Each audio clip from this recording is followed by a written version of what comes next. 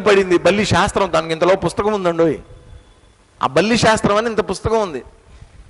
బల్లి ఇక్కడ పడితే ఏంటి, ఇక్కడ పడితే ఏంటి, ఇక్కడ పడితే ఏంటి, దాని తోక తగిలితే ఏంటి, కుడి మీద పడితే ఎడం మీద పడితే ఏంటి, ఏం జరుగుతుంది, పెద్ద సిద్ధాంతం అదంతా కూడా. ఎక్కడి నుంచి వచ్చిందో, ఏదో జరిగింది, ఎప్పుడో ఎవరికో ఏదో జరిగింది, అంతే సిద్ధాంతాలు తయారైపోతాయి. ఈ మధ్య మరీ ఎక్కువైపోయింది ఏంటంటే వాస్తు. చచ్చిపోతున్నాం. ఇది కంఫర్టబుల్గా ఇల్లు కట్టుకుంటారు, వాళ్ళకి కావలసినట్టు చక్కగా ఇంజనీర్లు ఆ రోజుల్లో ప్లాన్లు వేసి కట్టి ఉంటారు. పాపం ఏదో జరుగుతుంది. నేను ఒకళ్ళని అడిగా, ఏమండి వాళ్ళ ఇంట్లో అంతా మారుస్తున్నారనమాట, అంతా మార్చేస్తున్నారు. సడన్గా వెళ్తే వాళ్ళ ఇంట్లో అంతా పెద్ద పెద్ద వర్క్స్ జరుగుతున్నాయి. ఏంట్రా ఈ వర్క్స్ అన్నీ అంటే, ఏం చేస్తున్నారంటే అంతా రిపేర్లు చేస్తున్నాం సార్. ఏముందయ్యా మీ ఇంట్లో రిపేర్లు చేయడానికి, నేను 2 సంవత్సరాల నుంచి వస్తున్నాను, నేను ఎప్పుడు చూడలే రిపేర్లు అని అంటే, లేదు స్వామి వాస్తు చేంజ్ చేస్తున్నాం. వాస్తు చేంజ్ ఏంట్రా, ఎందుకు చేస్తున్నారు వాస్తు చేంజ్ అని అడిగా నేను. అంటే మొన్న ఈ మధ్య ఇన్కమ్ ట్యాక్స్ రైడ్ జరిగింది స్వామి, ఇంటి మీద ఇన్కమ్ ట్యాక్స్ రైడ్ జరిగిందట. అందుకని వాళ్ళు ఏం చేస్తున్నారు, వాస్తు మారుస్తున్నారనమాట. అరే నీ బుద్ధి మారలేదు అక్కడ. ఇన్కమ్ ట్యాక్స్ రైడ్ జరిగిందంటేనే నువ్వు ఏదో పిచ్చి పని చేసావు, ఇన్కమ్ ట్యాక్స్ ఎగ్గొట్టావు, దానివల్ల నీకు ఇన్కమ్ ట్యాక్స్ రైడ్ జరిగింది తప్ప దానికి వాస్తుకి దానికి ఏమిటి సంబంధం? పిచ్చి సిద్ధాంతాలు ఇవన్నీ. ఎవరో చెప్తారు, ఏ పండితుడో చెప్పేస్తాడు సడన్గా, మార్చేవా ఇదంతా, ఇన్కమ్ ట్యాక్స్ రైడ్ జరిగింది సార్ మా ఇంటి మీద. సంపాదించావు మంచిదే, ఎవడో వద్దనట్లా, దానికి కట్టాల్సింది, గవర్నమెంట్కి కట్టాల్సిన ట్యాక్స్ కట్టాలి కదా నువ్వు, లేకపోతే ఎలా నడుస్తుంది దేశం, ఎలా నడుస్తుంది, ఎలా నడుపుతారు ప్రపంచాన్ని? కట్టాల్సిన ట్యాక్సులు కట్టాలి. ఎగ్గొట్టేసి అంతా తినేసి ఇంట్లో కూర్చుని అంతా నా దగ్గరే ఉండాలి అని చెప్పి కూర్చుంటే ఇన్కమ్ ట్యాక్స్ వాళ్ళకి ఈ రోజుల్లో నేను చెప్తున్నానండి, ఎవ్వడు తప్పించుకోలేడు. అంత టైట్ చేసేసారనమాట ఇన్కమ్ ట్యాక్స్ డిపార్ట్మెంట్ వాళ్ళు. ఎట్ 1 క్లిక్ మొత్తం మీ బండారం జాతకం అంతా వాళ్ళ కంప్యూటర్ల మీద కనిపిస్తుంది. ఎవడు తప్పించుకోలేడు. ఏఐ వాడుతున్నారు ఇన్కమ్ ట్యాక్స్ డిపార్ట్మెంట్ వాళ్ళు, మీరు గుర్తుపెట్టుకోండి. ఆర్టిఫిషియల్ ఇంటెలిజెన్స్ వాడుతున్నారు ఇన్కమ్ ట్యాక్స్ డిపార్ట్మెంట్ వాళ్ళు. తప్పించుకోలేరు ఎవరు. ఎలాగో అలా మిమ్మల్ని లాక్కొస్తారు వాళ్ళు.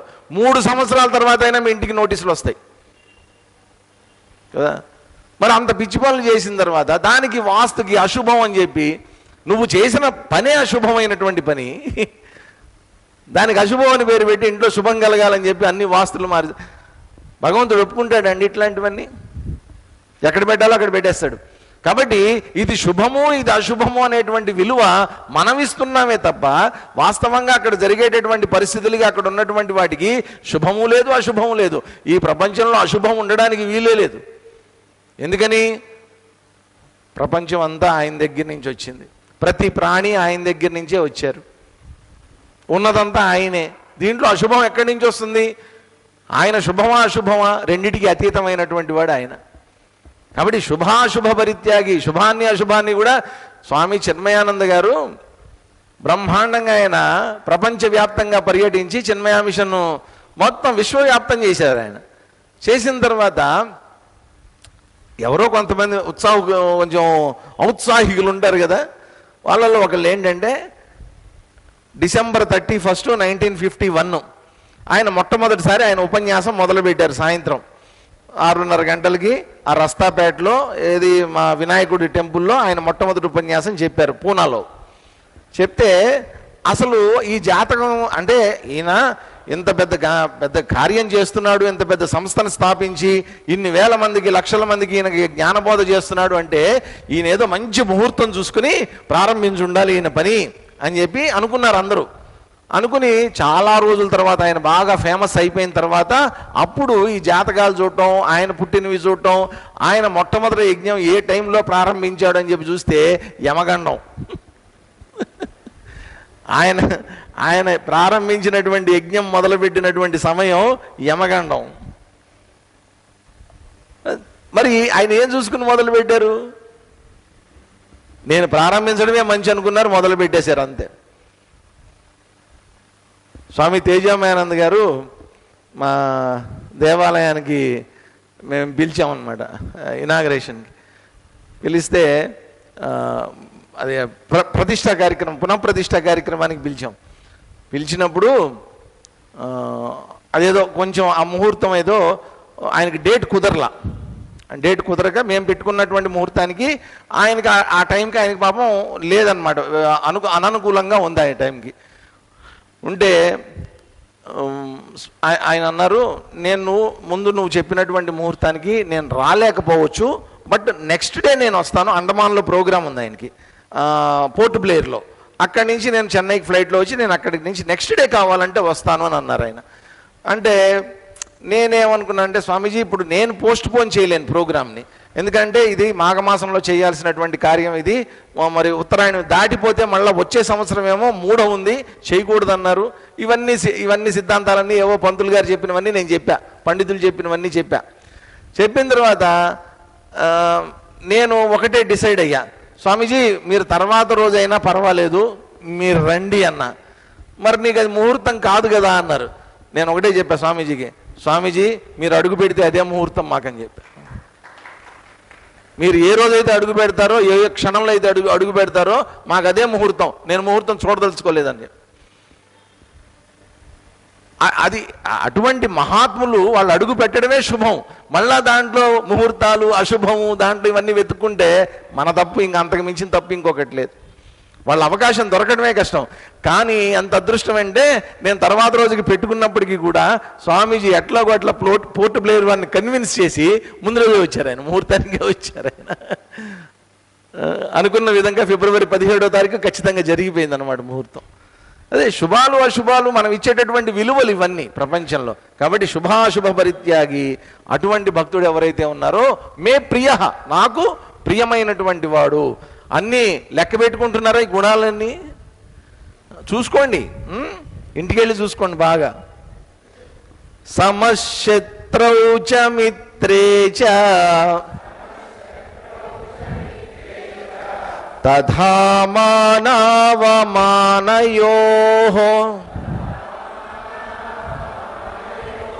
శీతోష్ణ సుఖ దుఃఖేషు సమసంగ వివర్జితః సమశత్రౌ చ మిత్రే చ తథా మానవమానయోః.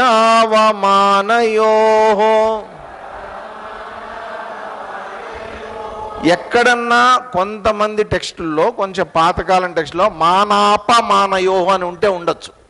కొన్ని చోట్ల మానవమానయోహే ఉంటుంది. కొన్ని పాతకాలం ఒక టెక్స్ట్లో నేను చూశాను మానాపమానయోహ అని ఉంది.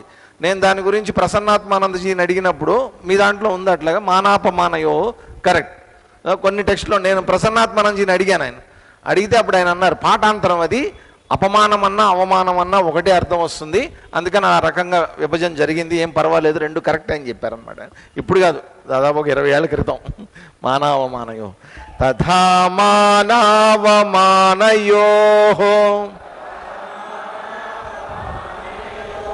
శీతోష్ణ సుఖ దుఃఖేషు సమసంగ వివర్జితః సమశత్రౌ చ మిత్రే చ తథా మానవమానయోః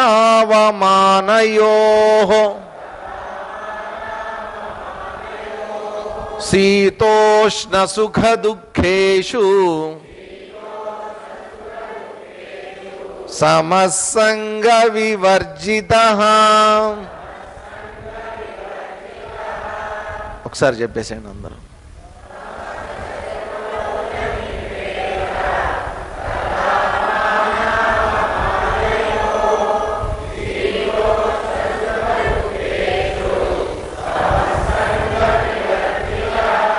యో న హృష్యతి ముందు శ్లోకం.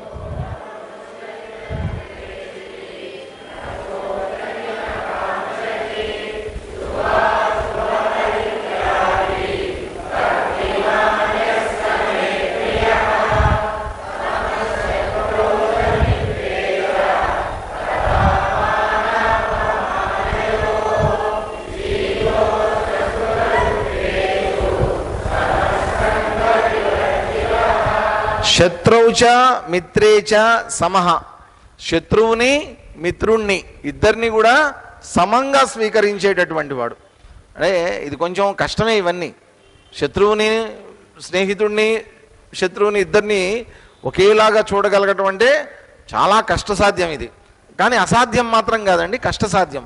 సాధనలో పరిపక్వత వచ్చినటువంటి వాళ్ళు ఈ విధంగా ఇద్దరిని కూడా ఒకే రకంగా చూసేటటువంటి వాడు. తథా అదేవిధంగా మాన అవమానయోహో, మానము అవమానము చూసుకున్నారా మొన్న ఉగాది రోజున? బాగున్నాడేమో బాగా చెప్పుకుంటాడు, బాగలేదనుకోండి సైలెంట్గా ఉంటాడు. ఎవరితో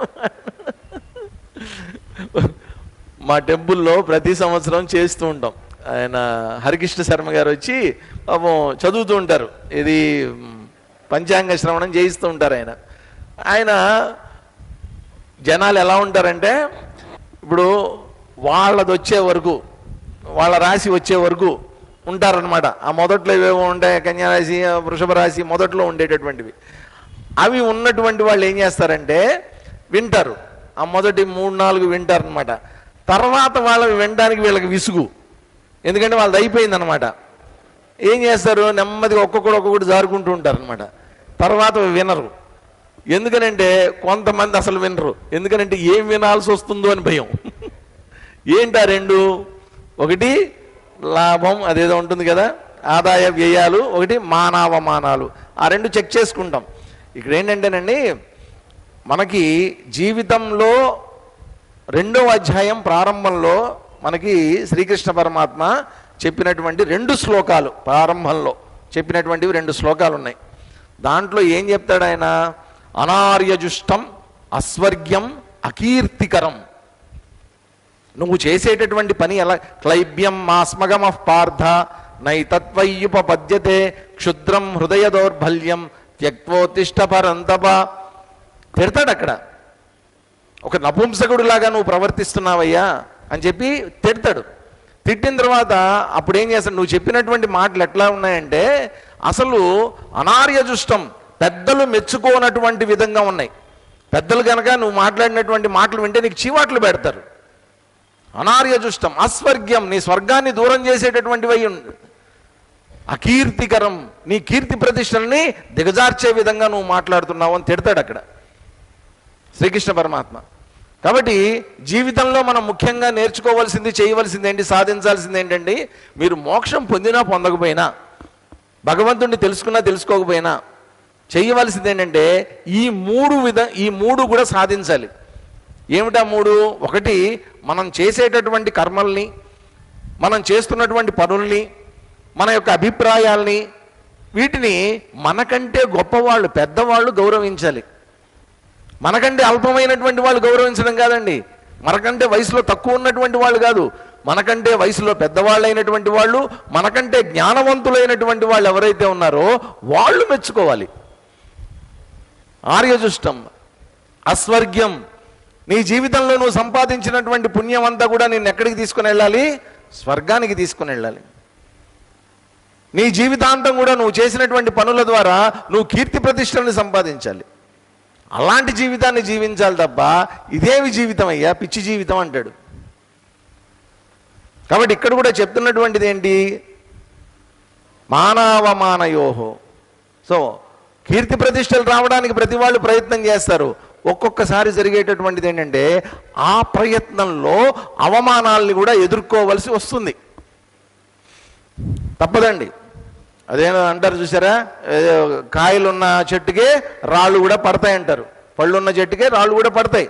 కాబట్టి ఎవరైతే సమర్థవంతులో, ఎవరైతే దక్షత కలిగినటువంటి వాళ్ళు, ఎవరిలో అయితే కెపాసిటీస్ ఉంటాయో అటువంటి వాళ్ళు చేసేటటువంటి పనులు చూసి కొంతమంది పడనటువంటి వాళ్ళు, గిట్టనటువంటి వాళ్ళు, అసూయాపరులైనటువంటి వాళ్ళు అవమానం చేయడానికి కూడా ప్రయత్నం చేస్తూ ఉంటారు వాళ్ళు. కాబట్టి అక్కడ వచ్చేటటువంటి కీర్తి ప్రతిష్టల్ని, ఒక పక్కన రెండో వైపు కలిగేటటువంటి అవమానాన్ని, రెండింటినీ కూడా సమంగా బ్యాలెన్స్డ్గా తీసుకోగలగటం. కొంతమంది ఏం చేస్తారంటే పొగిడినటువంటి వాళ్ళనేమో దగ్గరికి తీసుకుంటారు, ఎవరైతే అవమానానికి గురి చేశారో అటువంటి వాళ్ళ మీద కక్ష సాధింపు ధోరణితో ఉంటారండి.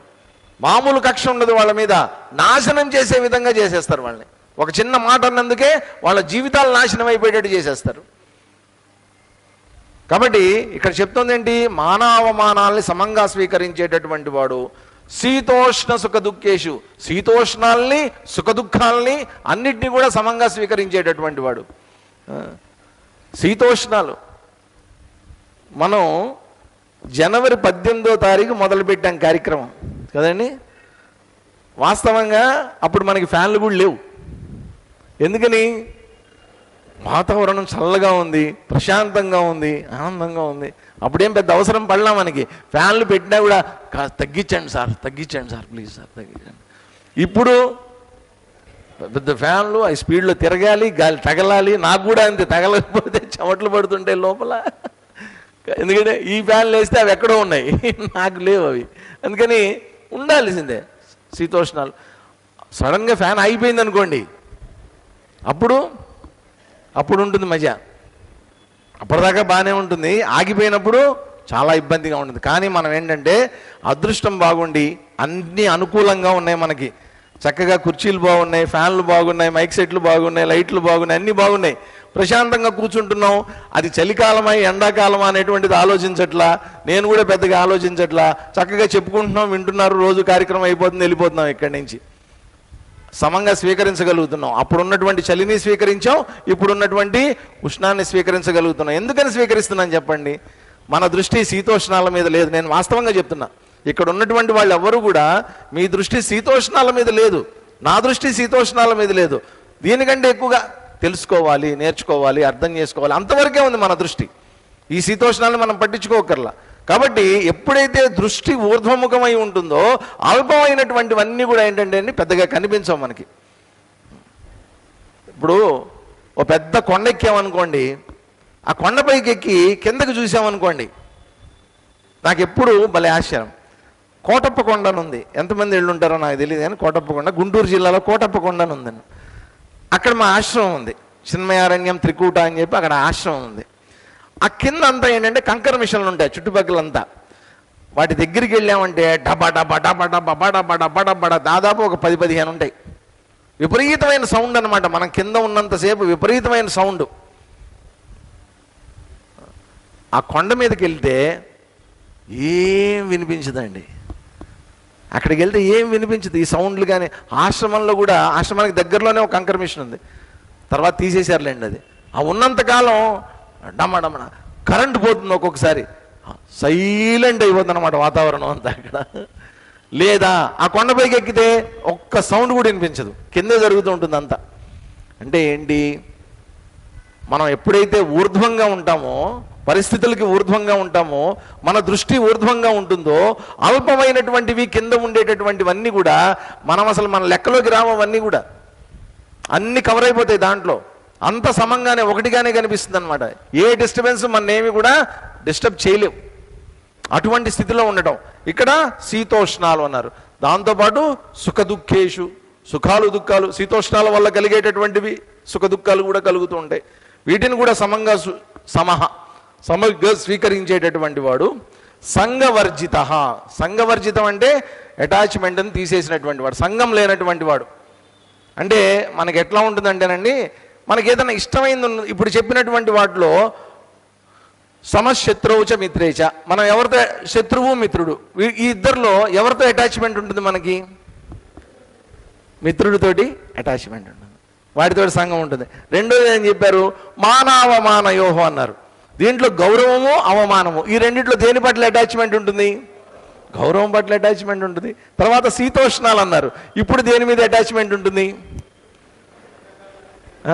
ఇప్పుడు దేని మీద? ఇప్పుడు శీతోష్ణాలు ఈ విచిత్రమైనటువంటివి అన్నమాట, సాపేక్షికం ఇదంతా కూడా. ఇప్పుడు మనం అనంతపురంలో ఉన్నాం కాబట్టి ఎట్లా ఆలోచిస్తాం మనం? చల్లగా ఉంటే బాగుంటుంది, బాగా ఎండలు ఎక్కువ ఉన్నాయండి అని మనకు అనిపిస్తుంది. ఇదే టైంలో మీరు లద్దాఖ్ వెళ్ళారనుకోండి, అప్పుడు మీకు ఫ్యాన్ వేసారనుకోండి, అక్కడ ఫ్రీజ్ అయిపోతారు, గడ్డగట్టుకుపోతారు అక్కడ. అట్లాగే మంచులో అక్కడ హీటర్ కావాలి. ఇదే సీజన్లో అక్కడ రూమ్ హీటర్ కావాలి మీకు. అక్కడ అలాగుంటుంది, ఇక్కడ ఇలాగుంటుంది. ఒకే సీజన్ ఒకటే, డేట్ ఒకటే. కాబట్టి అక్కడ ఉండేటటువంటి వాతావరణాన్ని బట్టి, అనుకూలాన్ని బట్టి శీతోష్ణాలు అనేటువంటివి మనకి సుఖంగా దుఃఖంగా అనిపిస్తాయి అంతే. తర్వాత సుఖ దుఃఖేషు, సుఖము ఉంది దుఃఖము ఉంది. దీంట్లో మనం దేంతో అటాచ్మెంట్ ఉంటుంది? మనకి సుఖంతోనే ఉంటుంది. దుఃఖం ఎవరు కోరుకోరు కదండి. కాబట్టి వీటితో ఉండేటటువంటి సంఘం ఏదైతే ఉందో ఆ సంఘాన్ని వర్జిత, వదిలిపెట్టేసినటువంటి వాడు. ఇప్పుడు ఒక్కొక్కటి మళ్ళీ వెనక్కి వెళ్ళి అనలైజ్ చేసుకుంటూ వద్దాం. దీంట్లో శత్రువులు మిత్రులు అన్నారు. ఈ శత్రువులు మిత్రులు ఎవరు? వీళ్ళందరూ కూడా నాకు చెందినటువంటి, నాకు తెలిసినటువంటి వ్యక్తులు. కాబట్టి నాకున్నటువంటి వ్యక్తులందరినీ కూడా నేను రెండు రకాలుగా డివైడ్ చేసుకున్నా. ఒకళ్ళు నాకు కావలసినటువంటి వాళ్ళ మిత్రులు, రెండోది నాకు అనవసరమైనటువంటి వాళ్ళు, నేను ద్వేషించేటటువంటి వాళ్ళు శత్రువులు. అంటే నా బయట ఉండేటటువంటి వ్యక్తులు వాళ్ళంతా. రెండోది ఏమిటి? మానవమానయోహో, ఇది బయటికి సంబంధించింది కాదండి. మానవం అవమానం అనేటువంటిది ఎక్కడ మనం భావిస్తాం? మన లోపల భావిస్తాం. కాబట్టి ఇది దేనికి సంబంధించింది? నా అంతఃకరణానికి సంబంధించినటువంటి ద్వంద్వాలు ఇవి. ఇంతకుముందు చెప్పినటువంటివి బయట ప్రపంచానికి సంబంధించినటువంటి ద్వంద్వాలు అయితే, ఈ మానాలు అనేటువంటివి నా లోపల ఉండేటటువంటి సంబంధమైనటువంటివి. అదేవిధంగా శీతోష్ణాలు అనేటువంటివి బయట ప్రపంచంలో ఉండేటటువంటివి, అవి ద్వంద్వాలు. సుఖ దుఃఖాలు అనేటువంటివి నా లోపల ఉండేటటువంటి ద్వంద్వాలు. కాబట్టి బాహ్యంలోనూ ద్వంద్వాలు ఉన్నాయి, నా అంతఃకరణలోనూ ద్వంద్వాలు ఉన్నాయి. ఈ పెయిర్స్ ఆఫ్ ఆపోజిట్స్ అనేటువంటివి ఉన్నాయి, రెండు చోట్ల ఉన్నాయి. రెండు డిఫరెంట్గా ఉంటున్నాయి. ఇక్కడ ఏమంటున్నారు? రెండు డిఫరెంట్గా ఉన్నప్పటికీ కూడా, కొన్ని నీకు పనికొచ్చేవి, కొన్ని నీకు పనికిరానివి అయినప్పటికీ కూడా రెండింటినీ కూడా సమానంగా స్వీకరించడం, ఆ సమభావంతో స్వీకరించడం అనేటువంటిది ఏదైతే ఉందో అటువంటి వాడు. ఇక్కడ అటువంటి భక్తుడు నాకు ప్రియమైనటువంటి వాడు అనేటువంటి కంక్లూజన్ ఇవ్వాల ఈ శ్లోకంలో. అటువంటి వాడు అన్నారు. తర్వాత శ్లోకానికి వచ్చేద్దాం వెంటనే. 19వ శ్లోకం చదువుదాం. తుల్య నిందాస్తుతిర్మౌని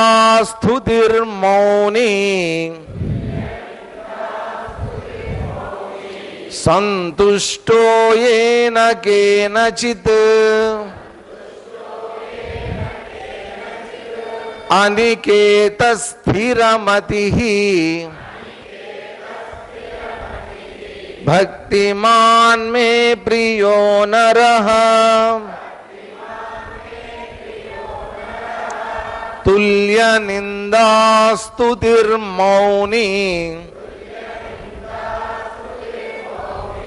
సంతుష్టో యేన కేనచిత్ అనికేత స్థిరమతిః భక్తిమాన్ మే ప్రియో నరః తుల్య నిందాస్తుతిర్మౌని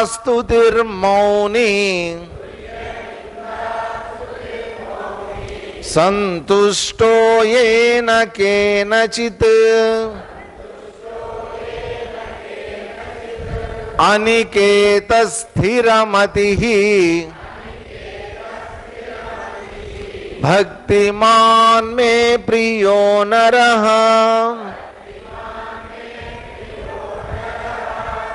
ఒకసారి చెప్పు.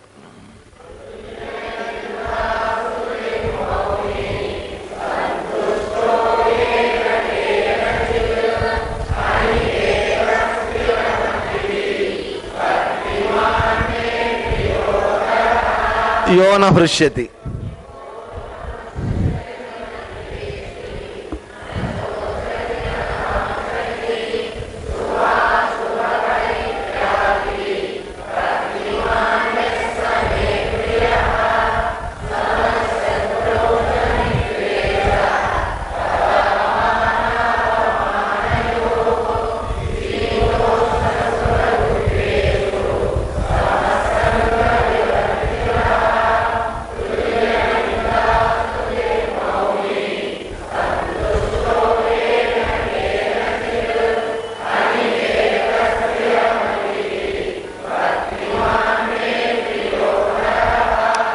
తుల్య నిందా స్తుతి. నిందాస్తుతి తుల్య. ఇంతకుముందు మానవమానయోహ అన్నారే, అలాంటిదే నిందా స్తుతి. అంటే కొంతమంది నిన్ను నిందిస్తారు, కొంతమంది నిన్ను స్తుతిస్తారు. కాబట్టి కొంతమంది నీ వల్ల లాభపడ్డారు అనుకోండి, ఎవరన్నా వాళ్ళు నిన్ను పొగుడుతూ ఉంటారు. సార్ అంతవారు ఇంతవారు ఎంత సహాయం చేశారని సార్. నీ వల్ల ఏదన్నా వాళ్ళకి చెడు జరిగిందనుకోండి, చెడే జరగక్కర్లేదండి, మీరు సహాయం అడిగారు వాళ్ళు చేయలేదు, అవునా, ఎంతనే కష్టపడి ఏదో చేస్తాడని అడిగితే ఏం చూడండి, ఆటోమేటిక్గా వాళ్ళ మీద నింద వేసేస్తాం. నా దగ్గర ఇప్పుడు ఎవరో నన్ను అడిగారు, డబ్బులు అడిగితే నా దగ్గర లేవు, నిజంగానే లేనప్పుడు నేను నా దగ్గర లేవండి అని అన్నా. అంత చూడు ఉంచుకొని కూడా లేదని చెప్తాడు, నింద. నా దగ్గర ఉన్నట్టు నీకు తెలుసా, ఉన్నాయో లేదో నీకు తెలుసా, తెలీదు, ఇవ్వలేదంతే, ఇవ్వకపోతే చాలు నిందేసేస్తారు, ఇస్తే స్తుతి, అబ్బా డబ్బా కొడతారు. తుల్య నిందా స్తుతి మౌని, అబ్బాయి చాలా ముఖ్యమండి. ఎలా ఉండమంటున్నారు భక్తుడు, ఎలా ఉండాలంటే ఎప్పుడు కూడా దయచేసి మౌనంగా ఉండటం అలవాటు చేసుకోండి. ఎంత మౌనం వీలైతే అంత మౌనాన్ని వహించండి. ఇది చాలా ముఖ్యం మన జీవితంలో. ఎందుకంటే మనం మౌనంగా ఉండకపోవటం వల్లే దాదాపుగా మనకి 90% ప్రాబ్లమ్స్ మన నెత్తి మీదకి వస్తాయి. 90% ప్రాబ్లమ్స్ మనం మౌనంగా ఉండకపోవటం వల్లే. మనం అనుకోకుండా వచ్చేటటువంటి ప్రాబ్లమ్స్ మనం ఏం చేయలేం. కొన్ని ఏంటంటే మన మాట తీరు వల్ల, ఏదో మనకి తెలియనటువంటి అజ్ఞానంతో మాట్లాడేయటం వల్ల ఇటువంటివి ఏవో జరుగుతాయి. అందుకని ఏంటంటే బెటర్ ఏంటంటే మౌనంగా ఉండటం. కాబట్టి ఆ మౌనం అనేటువంటిది, ఇప్పుడు ఆ మౌనాన్ని అలవాటు చేసుకోమనే మనకి మౌన వ్రతాలు ఇవన్నీ పెట్టారు. ఏదన్నా ఒక రోజు పెట్టుకో, వారానికి ఒక రోజు పెట్టుకో, ఆ రోజు చక్కగా ఉదయం నుంచి సాయంత్రం వరకు మౌనంగా ఉండు. ఇక్కడేంటి మౌనం అంటే ఏంటి, కేవలం ఏదో నోరు మూసుకొని లోపల అందరినీ తిట్టుకోవడం కాదు. నేను ఇవ్వాలండి మౌనం అండి, మౌనం అంటాం బాగానే ఉంది, లోపల మౌనం ఉందా, అంతర్మౌనం ఉందా, లేదు. లోపల అందరినీ తిట్టుకుంటూ ఉంటాం, అన్నీ ఆలోచిస్తూ ఉంటాం, రాజకీయాలు ఆలోచిస్తూ ఉంటాం, ప్రాపంచిక పరిస్థితులను ఆలోచిస్తూ ఉంటాం, శత్రువుల గురించి ఆలోచిస్తూ ఉంటాం, మిత్రుల గురించి ఆలోచిస్తూ ఉంటాం. ఈ మనసు అందరినీ తిడుతూ ఉంటుంది, బయటికి చెప్పకపోవచ్చేమో కానీ ఎన్ని రకాల తిట్లు వచ్చో అన్ని రకాల తిట్లు తిట్టుకుంటూ ఉంటుంది మనసు. మన అదృష్టం ఏంటంటేనండి, భగవంతుడు లేదా సైన్సు ఇంతవరకు అవతల వాళ్ళ మనసులో ఏముంది అని కనిపెట్టేటటువంటి మెషిన్ ఇంతవరకు కనుక్కోల. ఏదో స్కానర్లు, ఏది వాటిని ఏమంటారు ఇప్పుడు కొత్తగా, అవన్నీ ఎంఆర్ఐలు ఇవన్నీ వచ్చాయి. ఆ శరీరంలో భాగాల గురించి ఏమన్నా చెప్తాయేమో, క్యాన్సర్ ఉందా, అది ఉందా, ఇది ఉందా అని చెప్తాయే కానీ అవన్నీ నీ మనసులో ఏముంది, బ్రెయిన్ కూడా చెప్తాయండి. బ్రెయిన్ కూడా స్కాన్ చేస్తాయి అవి, కావాలంటే ఎంఆర్ఐ స్కానింగ్ బ్రెయిన్ కూడా చేసి పెడుతుంది. ఆ బ్రెయిన్లో